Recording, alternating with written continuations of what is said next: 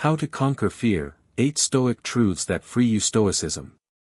Fear is the oldest voice in your head. It whispers before the interview, it tightens your chest before the hard conversation, and it keeps you awake at 3 in the morning rehearsing disasters that never arrive. Here is the strange part. Most of what you fear will never touch you, and the small part that does will hurt far less than the version you imagined. The Stoics understood this 2,000 years ago, long before anyone had a word for anxiety. They were not fearless men. They were frightened men who trained themselves to think clearly anyway. In the next few minutes, you will learn 8 truths they left behind. Not tricks. Not affirmations. Truths that, once you truly see them, quietly loosen fear's grip on your life. Truth number 1. You suffer more in imagination than in reality. Seneca wrote that we are often frightened more by fear itself than by the thing we fear. Picture the moment before you give a speech. Your hands shake, your mouth goes dry, and your mind screams that you will forget every word and be humiliated. But watch what actually happens once you begin.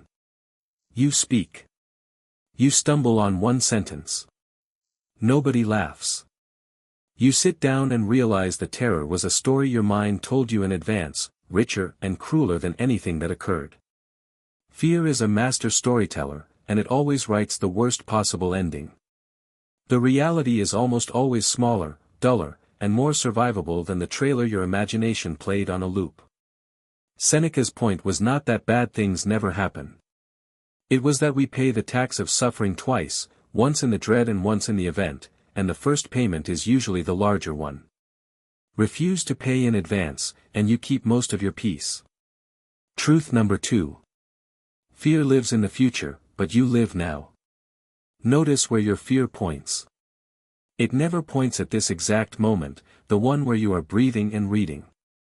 It points forward, to the diagnosis you might receive, the job you might lose, the rejection you might hear.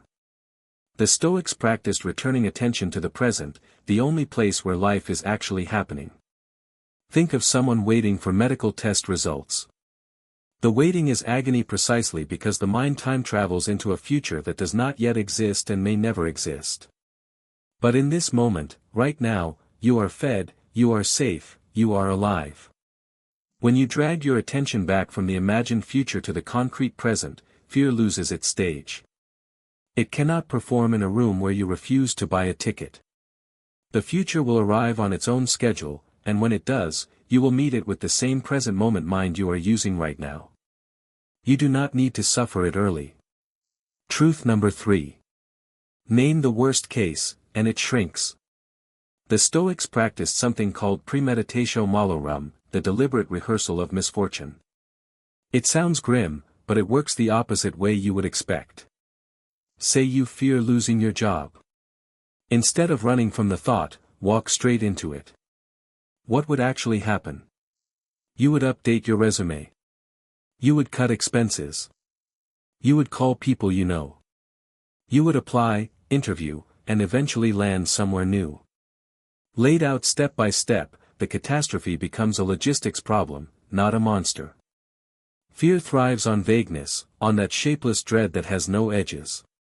The moment you force it to take a specific shape, to become a list of concrete, manageable steps, it stops looming and starts looking almost ordinary. Truth number 4. You do not fear events. You fear your judgments about them. This is Epictetus, and it is the heart of Stoic freedom.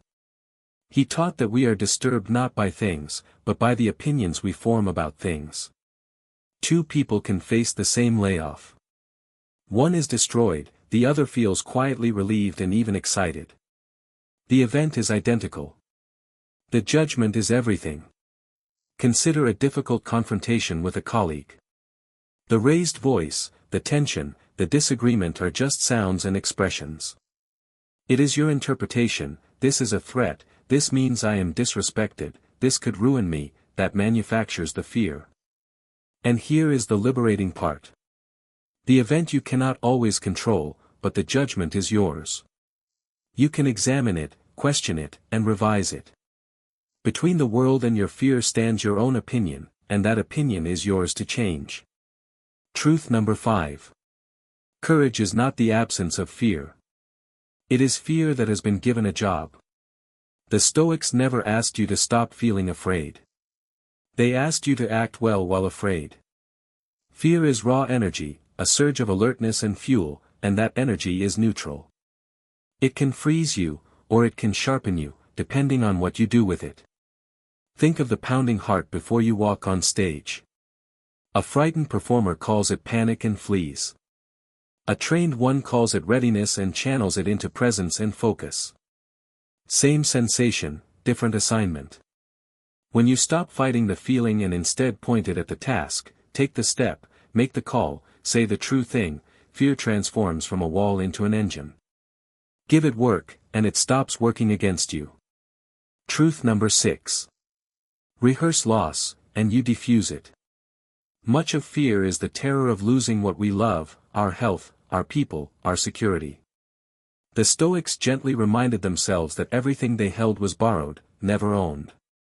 Marcus Aurelius practiced seeing his loved ones as gifts on loan, precious precisely because they would not last forever. This is not coldness. It is the opposite. When you quietly acknowledge that you could lose your health, you stop taking your good days for granted and start living them fully. When you accept that a relationship is temporary, you love more attentively, not less. Fear of loss grips hardest when we pretend loss is impossible. Face it calmly in advance, hold your blessings a little more loosely, and the dread that once paralyzed you softens into gratitude for having them at all right now. Truth number 7. The body sounds an alarm, but the alarm is not a command. When fear arrives, it comes through the body first. The racing pulse, the shallow breath, the knot in the stomach.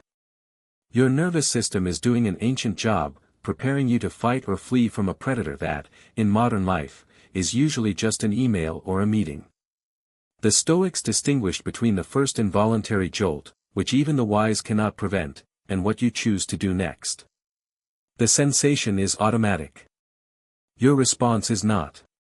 When your body screams danger before a hard conversation, you can pause and recognize, this is just adrenaline, not a verdict. The alarm is information, not instruction. It tells you something matters. It does not tell you to run.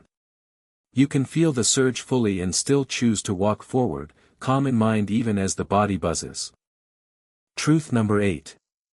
The fear of death is the root of all other fears. Beneath the fear of failure, of loss, of humiliation, lies one final fear that feeds them all, the fear of ending. The Stoics faced it head-on, believing that a life spent dreading death is a life half-lived. Epictetus said it is not death itself we fear, but our idea of death as something terrible, and that idea is a judgment we can question. Consider illness, the reminder that we are mortal and fragile. When you stop running from that truth and accept, calmly, that your time is finite, something shifts. The smaller fears lose their power, because they borrowed it all from the big one.